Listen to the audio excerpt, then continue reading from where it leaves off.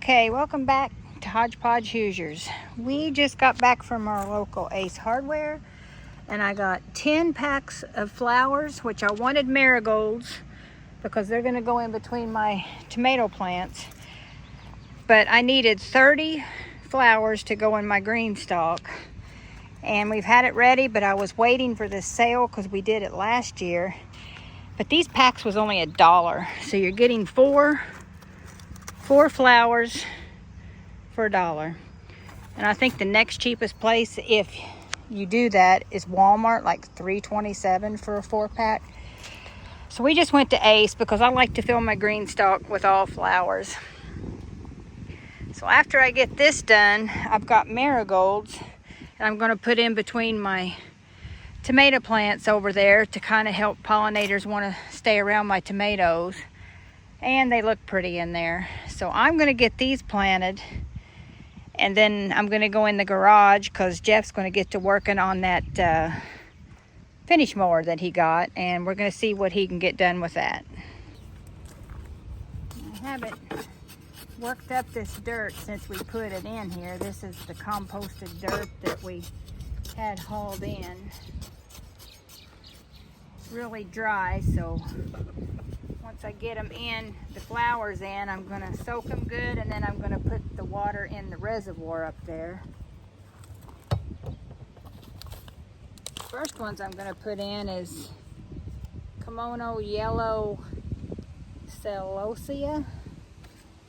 I had these last year in here, and it gets hot out here in the summer heat, and these worked well.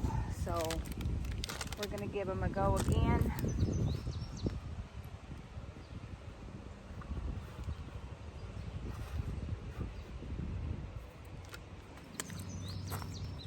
That so I don't forget what they are. I had just watered these. Put one down here. Hope you can.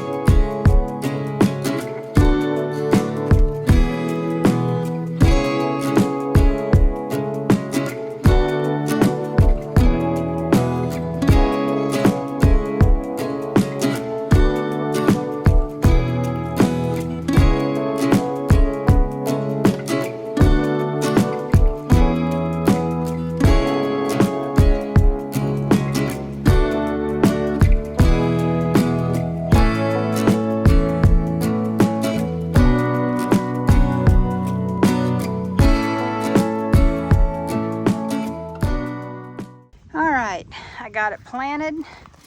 Jeff filled the reservoir already and it's done soaked up.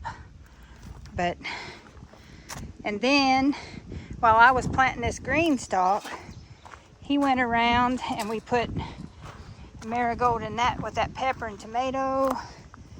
We got 2 marigolds in with these tomatoes, 2 more here. What that's going to do is the pollinators are going to come to them flowers.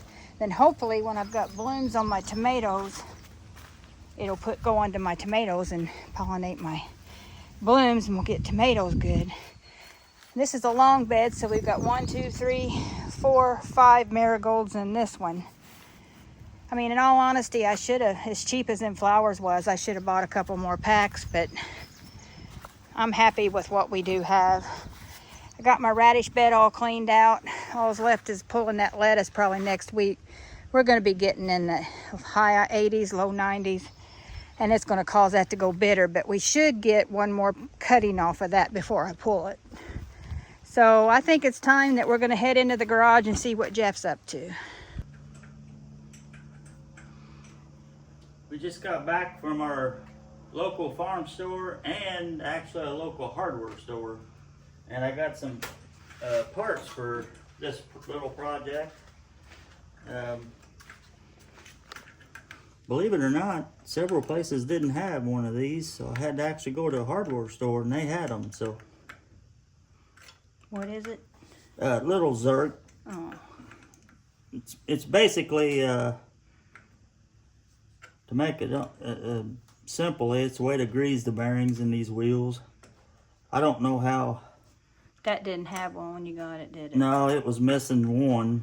For some reason, it was missing one. Which I'm not sure why, but that one there was actually missing it. So I took one of the old ones out and took it with me to match that, so I knew I got the right one. But I got some extra spacers for all these wheels because it's missing some spacers. A couple of these are bent, if you notice. I'm sure you can see that. So it's a little bit of a project, but I felt like I saved enough money to where I can spend a little bit and still be okay on the price that I did get for it. One thing I was going to do when I was out is get some a little bit of paint, or what am I looking for? Something to put over all this rust so it don't get worse. Primer. I wanted to get some primer.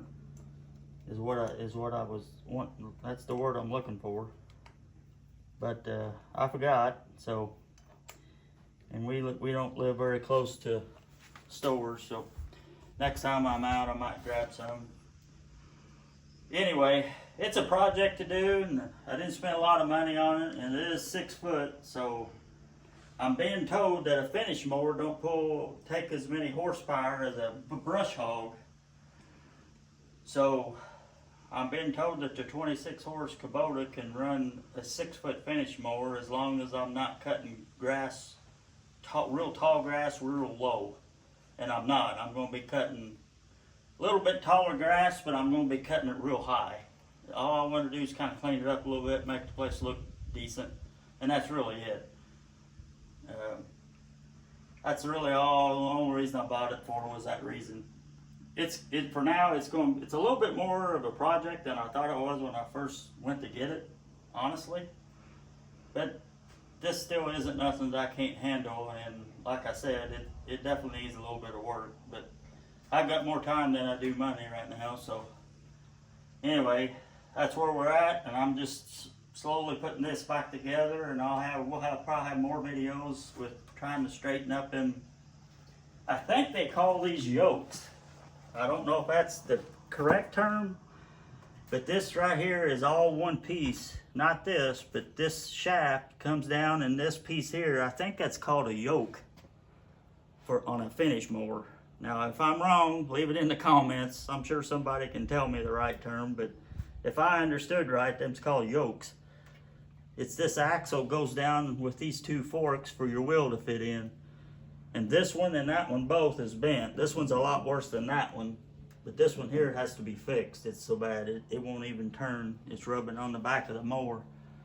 I did price these new, and honestly, the cheapest place I can find them is right now I'm pretty sure it was eBay for $55 for a set of them. So if I can't straighten that out, that would probably be my next option, but I really don't want to spend that much more, but if need be, I will. Mainly because I bought it to use, so. And I got a little bit of welding to do. If you'll notice, I didn't see this when I looked at it. It's cracked. I'll grind this all down real good, and I will weld that. It's right here where this support picks up, probably puts the most pressure on it, and for some reason it's cracked. So I didn't see that when I bought it, honestly, because if I would have, I probably wouldn't have bought it. Most of the rest of this is just surface rust from setting out. I know it looks bad, but I will probably grind most of this surface rust the rest of the way off, and I'll primer and paint or whatever I need to do to make it look fair again. I didn't buy it to be pretty. I bought it to use. So as long as it works good, I was told that he promised me that this gearbox was good and all that. So I took his word for that. It's not locked up. Everything moves freely. So I took him for his word, and I did check grease in it. It is full, so we're good there. And then I greased all these already, all the bearings.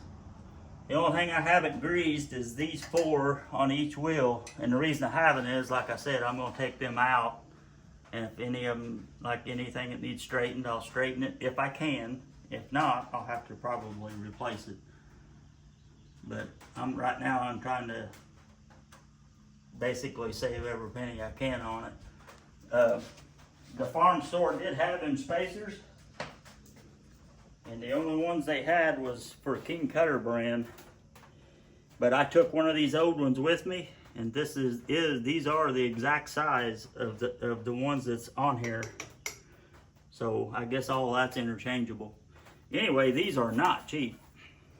I did not really want to spend that much, but I had to have some more of these because I want to make sure I'm mowing plenty high enough. So anyway, I guess for right now that's about it. There's a lot of preparedness to do and a lot of things to do on here, so I'll get started as the day goes on.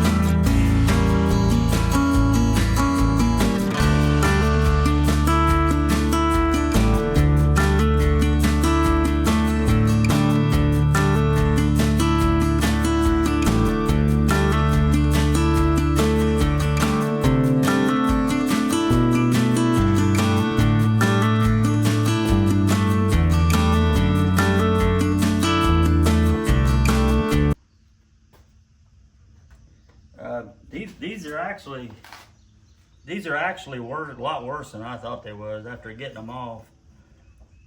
I don't know that I can bend them back without causing further damage, or I probably will still try, but that is a lot.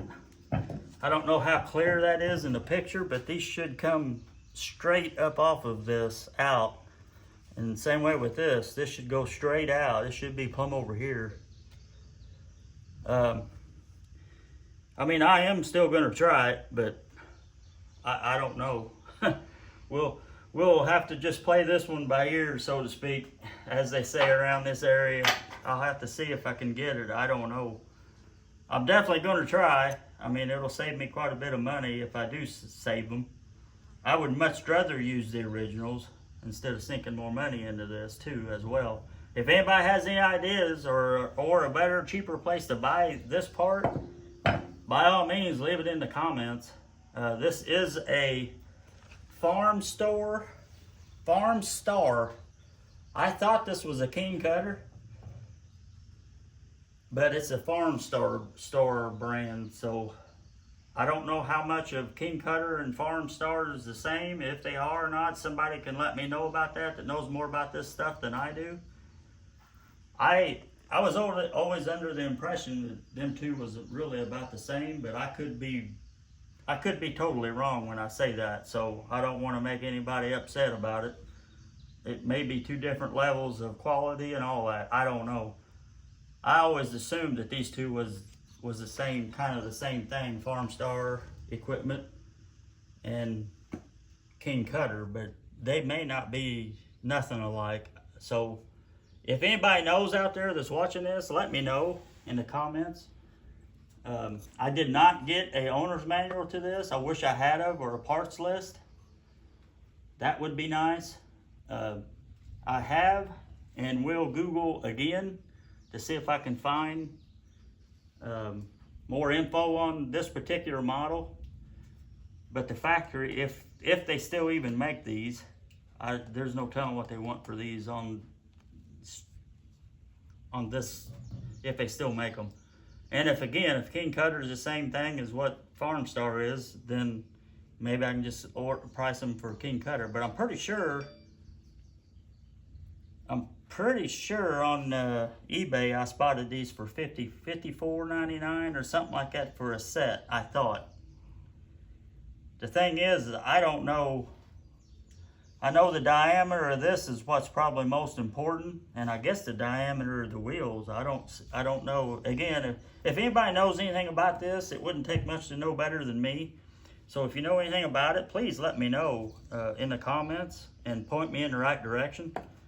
But I mean, you can see how that took a lot of pressure to do that. I'm kind of surprised that this didn't get bent, but I don't think they are. So anyway, for now, this is all as far as I'm going to go on this, because I didn't realize. I knew one was a lot worse than the other, but I didn't really think it was that bad. I don't have a torch to heat this up. I've been told by different people that already knows I'm working on this to get a torch and heat this up right here real slowly, bend it straight, and then let it cool all the way back off slowly. And that's still an option. But it looks to me like if it bent that bad, it's liable to want to just bend easier the next time. So I don't know. I'm not sure what I should do here. Again, I'm going to have to do some research. So if you have any comments at all about this, any helpful comments, I would greatly appreciate it.